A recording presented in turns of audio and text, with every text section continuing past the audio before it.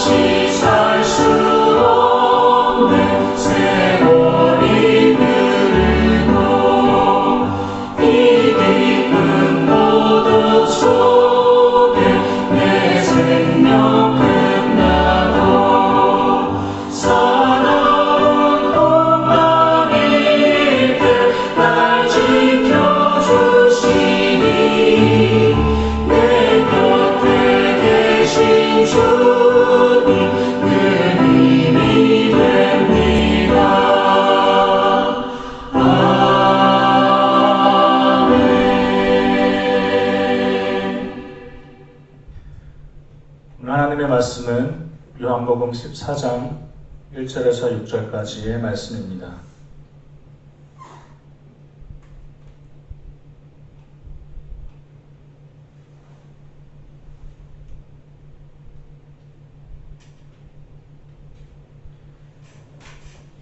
요한복음 14장 1절에서 6절까지의 말씀.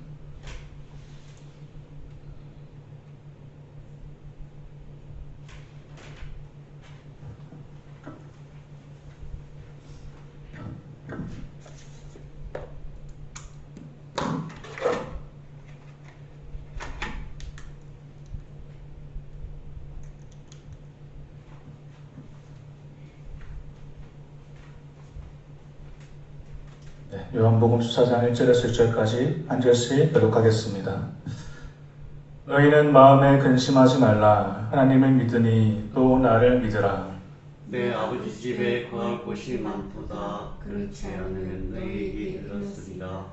내가 너희를 위하여 거처를 예비하러 가노니 가서 너희를 위하여 거처를 예비하면 내가 다시 와서 너희를 내게로 영접하여 나 있는 곳에 너희도 있게 하리라. 내가 어디로 가는지 그 길을 너희가 아느니라. 도마가 이르되 주여 주께서 어디로 가시는지 우리가 알지 못하거늘 그 길을 어찌 알겠사옵나이까. 예수께서 이르시되 내가 곧 길이요 진리요 생명이니 나로 말미암지 않고는 아버지께로 올 자가 없느니라. 아멘.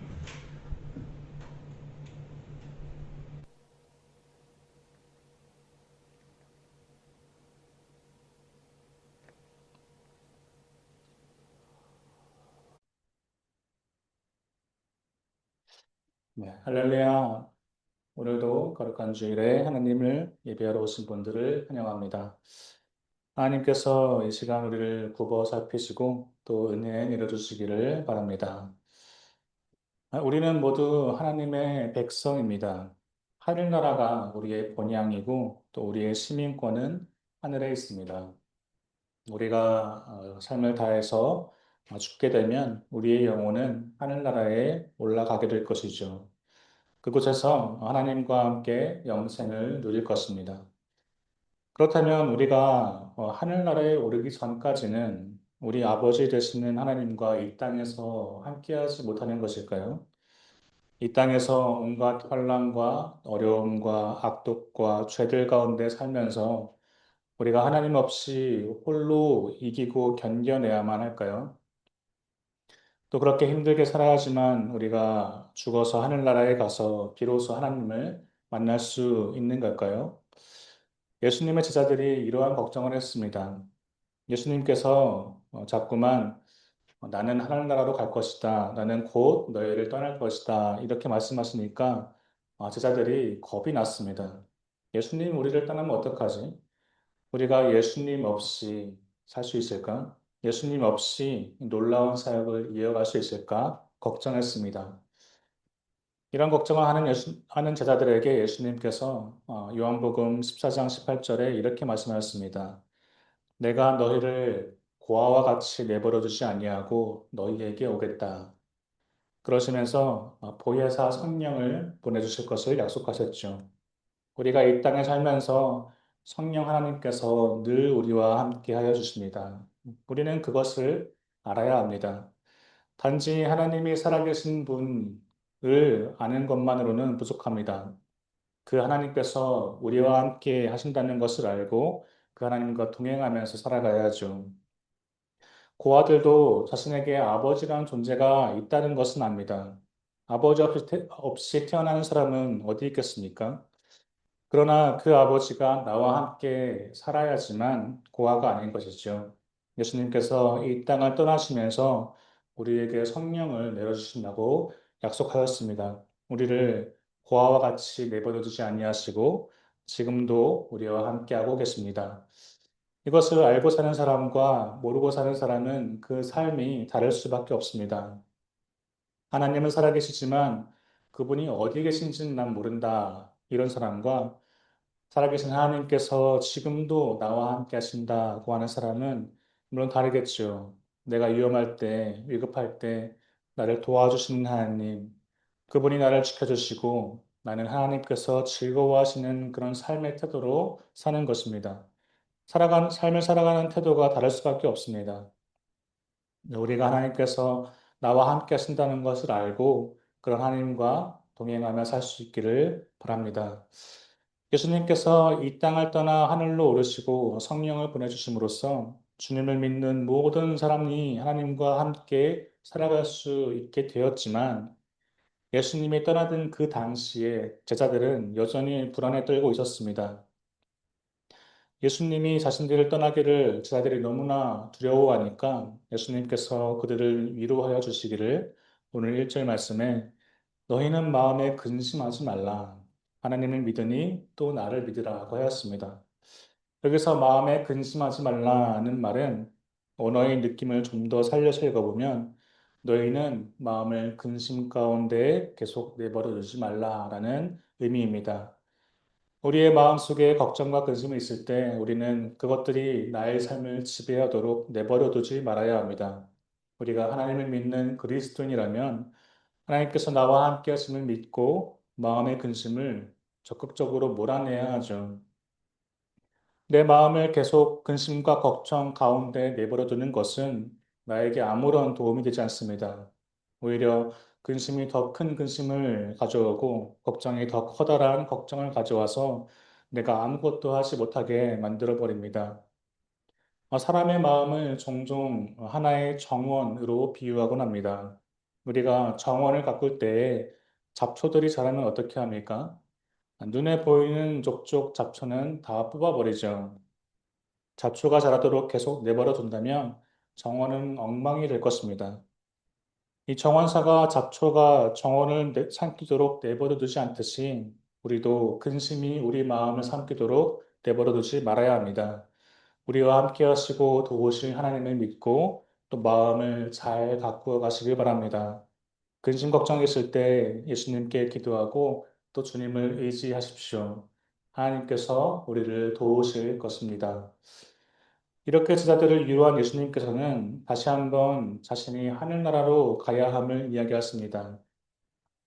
내가 하늘 아버지의 집에 먼저 가서 너희를 위한 집을 예비할 것이다. 내가 어디로 가든지 어느 길로 가는지는 잘 알고 있지. 그 길대로 잘 찾아와야 한다. 그러니까 도마가 아니 예수님이 어디로 가는지도 우리가 알지 못하는데 그것으로 가는 길을 우리가 어떻게 알겠습니까? 라고 답하죠. 도마의 이런 물음이 참 우리에겐 위로가 되지 않습니까? 예수님의 제자들도 우리와 똑같은 사람들이구나. 그 중에서도 도마는 여러 인간적인 모습을 보여준 제자입니다. 예수님께서 죽은 나사로를 살리러 가실 때에 제자들에게 우리가 유대로 가자라고 하니까 도마가 선생님, 방금도 유대인들이 선생님을 돌로 치려고 했는데 다시 그곳으로 간다고요? 라고 되묻죠. 예수님께서 그런 도마에게 우리 친구 나사로가 죽었다. 우리가 그곳으로 가야 한다. 이러시니까 도마가 다른 제자들을 보면서 하는 말이 우리가 선생님과 다 같이 함께 죽으러 가자. 이렇게 말합니다. 도마는 예수님의 말씀을 잘 이해하지는 못해서 죽으러 가시는 줄로만 알았습니다. 그럼에도 불구하고 제자들에게 우리 다 같이 목숨 걸고 예수님을 따라 죽으러 가자. 이렇게 말한 겁니다. 그 예수님의 말씀을 잘 이해하지는 못했지만 주님을 따르는 그 열정만큼은 다른 제자들에게 뒤처지지 않았죠. 이 도마 이야기에서 가장 유명한 것은 예수님의 부활을 의심했던 일일 것입니다. 예수님께서 죽음에서 부활하시고 제자들을 만나 주셨습니다. 그런데 그 자리에 하필 도마가 없었죠. 나중에 도마가 와서 제자들이 그에게 예수님께서 부활하셨다라고 말하니까 도마는 믿지 않았습니다. 예수님이 부활했다고? 내가 직접 예수님을 만나서 예수님의 손에 난 상처를 만져볼 때까지 난 믿을 수 없다 그러죠. 그러다가 진짜 부활하신 예수님이 나타나셔서 도마야, 이리 와서 내 상처를 만져보아라 이렇게 말씀하시니까 도마가 감히 만져볼 생각도 하지 못하고 나의 주님 믿습니다라고 바짝 엎드립니다. 참 인간적인 모습을 우리에게 보여줍니다. 예수님의 말씀을 잘 이해하지 못했던 도마, 의심도 많았던 도마, 또 그럼에도 열심으로 예수님을 따랐던 도마가 오늘도 예수님께 이렇게 질문합니다. 예수님, 저는 잘 모르겠습니다. 어떻게 해야 예수님 가시는 길을 우리가 따라갈 수 있겠습니까? 예수님께서는 이미 너희가 길을 알고 있다라고 말씀하셨습니다. 그동안 제자들에게 여러 번 말씀하셨고 가르쳐 주셨고 제자들도 당연히 알고 있었겠죠. 그러나 확신하지 못하고 있었던 것입니다. 사실 우리가 가야 할 길, 그 길에 대한 확신은 늘 그리스도인들에게도 질문이 되는 부분입니다. 내가 착각해서, 내가 혼란스러워서 그 길을 잘못 선택하면 내가 전혀 엉뚱한 곳으로 가게 되니까요. 제가 어렸을 적에 저희 형과 함께 수영학원을 다녔습니다. 평소에는 어머니께서 어린 저희를 차에 태워서 수영장으로 데려다 주셨는데 하루는 어머니가 바쁘셔서 저와 형 둘만 수영장에 가야 했습니다. 어머니는 형에게 타야 할 버스의 번호를 알려주시고는 동생인 저를 잘 데리고 다녀오라고 말씀하셨습니다. 이제 형과 저는 모험의 길을 떠났습니다. 제가 아직도 기억하는데 집 앞에서 수영장으로 가는 그 버스의 번호가 201번이었습니다. 저희는 어머니가 버스를 타라고 했던 그 버스 정류소에서 기다리고 있었습니다. 그런데 그 길의 반대편으로 201번 버스가 오는 곳이었습니다. 형이 그 버스를 보고서는 저기 201번이다. 저거 타자라고 말했습니다. 형은 제 손을 이끌고는 길을 건너서 버스를 탔습니다. 가야 할 방향의 반대 방향의 버스를 탔으니까 우리가 어떻게 되었을까요? 버스가 계속 가는데 항상 보던 풍경이 나오지 않고 낯선 곳만 보이는 것입니다. 15분이면 갈 거리를 20분, 30분이 되도록 수영장이 나오지 않자 저와 형의 얼굴은 점점 근심 걱정이 가득했습니다. 결국 1시간을 그렇게 가고 나서야 우리는 내렸습니다. 한 번도 보지 못한 전혀 엉뚱한 말이었습니다. 불안한 마음에 어렸던 저는 대성통곡을 하며 울기 시작했고 형은 그런 저를 달래며 당황하기 시작했죠. 다행히 울고 있는 저를 보고 모르는 한 아저씨가 길을 가다가 저희를 도와주었습니다. 어머니께 대신 전화를 해주었고 어머니는 또 사색이 돼서 저희를 데리러 오셨죠. 그날 이후로 저는 버스를 탈 때마다 이 방향이 맞는지 꼭 확인하곤 합니다. 이처럼 우리는 잘못된 길로 가면 목적지에 도달할 수가 없습니다. 우리의 인생이 하나의 여행이라고 생각해 보십시오. 지금 우리는 인생이라는 이름의 길을 걷고 있습니다. 이 길의 끝에는 무엇이 있습니까? 인생의 끝은 무엇인가요? 죽음인가요? 그렇지 않습니다. 죽음은 끝이 아닙니다. 성경 말씀 히브리서 9장 27절에는 이런 말씀이 있습니다. 한 번 죽는 것은 사람에게 정해진 것이요 그 후에는 심판이 있으리니. 우리 인생은 죽음이 끝이 아니라 그 후에 심판을 받게 됩니다. 그리고 그 심판에 따라서 하늘나라에 들어가거나 그렇지 못하게 되겠죠. 우리가 하늘나라에 가고 싶다면 올바른 길을 잘 따라가야 합니다. 제가 그랬던 것처럼 반대로 가는 버스를 타면 안 되겠죠. 그렇다면 어떤 길이 올바른 길일까요? 오늘 말씀 6절에 예수님께서 말씀하셨습니다. 예수께서 이르시되 내가 곧 길이요 진리요 생명이니 나로 말미암지 않고는 아버지께로 올 자가 없느니라. 우리가 가야 할 길은 바로 예수님입니다. 예수님께서 곧 길입니다. 우리가 예수님 외에 다른 길을 찾는다면 하늘나라에 가지 못할 것입니다. 사실 모든 사람은 하늘나라에 들어갈 수가 없었습니다. 저나 여러분과 마찬가지로 모두 다 죄인이기 때문입니다. 그러나 예수님께서 그런 우리의 죄를 대신하여 죽으셨기 때문에 그 천국으로 가는 길이, 하늘나라로 가는 길이 열리게 된 것입니다. 이제 사람은 예수님을 믿고 따르기만 하면 누구나 하늘나라에 갈 수 있게 되었습니다. 하늘나라로 가는 단 하나의 길이 생긴 것입니다. 그러니 우리가 예수님을 찬양하지 않을 수 없습니다. 예수님께서 저와 또 여러분의 죄를 대신하여 죽으셨습니다. 이제 하늘나라에 가는 유일한 길이 열렸습니다. 예수님께서는 길이시며 또한 진리이시고 생명이십니다. 우리가 예수님이라는 그 길을 따라간다면 또한 진리와 생명의 길을 걷게 될 것입니다. 찬양, 유명한 찬양이죠. Amazing Grace라는 저 정말 좋아하는 찬양인데요. 한국 찬송가에는 나 같은 죄인 살리신이라는 찬양으로 번역되어 있죠. 이 찬양을 지은 사람은 존 뉴턴이라는 사람입니다. 그는 그리스도인의 가정에서 태어났지만 그래서 하나님을 믿는 사람이었지만 하나님께서 자신과 함께 하시는 사실을 모르던 사람이었습니다. 존 뉴턴은 노예를 배로 실어 나르는 노예선을 운영하던 사람이었습니다. 그는 사람이 사람을 노예로 부리는 것이 성경에 위반되지 않는 일이라고 착각했습니다. 그는 그리스도인이었지만 올바른 길을 가는 사람이 아니었습니다. 잘못된 버스를 탄 것처럼 오히려 반대 방향의 죄악의 길로 가고 있었죠. 그러던 어느 날 뉴턴은 노예선을 몰고 가던 중에 큰 폭풍우를 만나게 되었습니다. 지금까지 형식적으로 신앙생활을 하던 뉴턴은 그 죽음의 위기 앞에서 큰 두려움에 빠지게 되었습니다. 그리고 살면서 처음으로 하나님께 간절히 기도하기 시작했죠. 이 사건을 뉴턴은 자신의 제2의 인생이 시작된 날이라고 고백합니다. 죽음의 위험과 하나님을 향한 간절한 기도는 그의 인생을 바꾸게 하였습니다. 그는 노예선 운영하는 일을 그만두고는 목사가 되었습니다. 그리고 노예제를 폐지하는 그런 운동을 하면서 이 찬양, 나 같은 죄인 살리신을 작곡하였죠. 이 찬양의 원곡 Amazing Grace를 번역하면 가사가 이러한 내용입니다. 놀라운 은혜, 나같이 비참한 사람을 구해주셨네. 한때 길을 잃었으나 지금 인도해 주시고 한때 장님이었으나 이제 나 보이네. 많은 위험, 고통과 유혹을 넘어서 이미 여기에 왔네. 이 은혜가 여기까지 나를 무사히 이끌었으니 은혜는 나를 본향으로 인도하리라.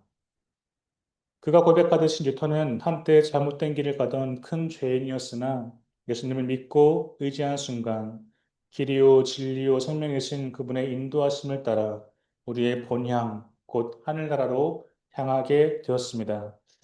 이것이 바로 우리가 예수님을 믿고 따를 때 생기는 일입니다. 사랑하는 사랑방교회 성도 여러분, 우리는 우리의 길 되시는 예수님을 따를 수 있기를 바랍니다. 주님만을 믿고 의지하며 따라갈 수 있기를 바랍니다. 우리가 하나님을 믿는다고 하면서 하나님께서 지금도 우리와 함께 하시다는 것을, 내 옆에 계시다는 것을 외면하고 있다면 우리의 삶은 전혀 잘못된 길로 갈 수가 있습니다. 그 길로 멀리 가면 갈수록 다시 돌아오기는 힘들어지겠죠. 우리는 예수님이 보내신 성령님이 우리 곁에 있으심을 깨닫고 그분과 함께 동행하는 삶을 살아야 합니다. 전심으로 주님을 섬기고 또 그분께 기도해야 합니다. 그렇게 길이요 진리요 생명이신 예수님을 따를 때 우리는 올바른 길을 찾아 우리의 본향, 우리의 본 고향인 하늘나라로 들어가게 됩니다. 주님이 열어주신 그 은혜의 길을 걸음으로써 인생의 목적지, 그 죽음 너머의 영생을 살아갈 하나님 나라에 무사히 도착할 수 있는 모두 되시기를 주님의 이름으로 축복합니다. 기도하겠습니다. 사랑의 아버지 하나님, 오늘도 거룩한 주일에 주님을 예배하게 하여 주시니 감사합니다. 하나님께서 늘 우리와 함께하여 주시고 우리를 도우시고 또 거룩한 길로 인도하여 주시니 우리가 그 은혜에 힘입어 주님의 백성으로 살아가게 하여 주옵소서. 예수 그리스도의 이름으로 기도합니다. 아멘.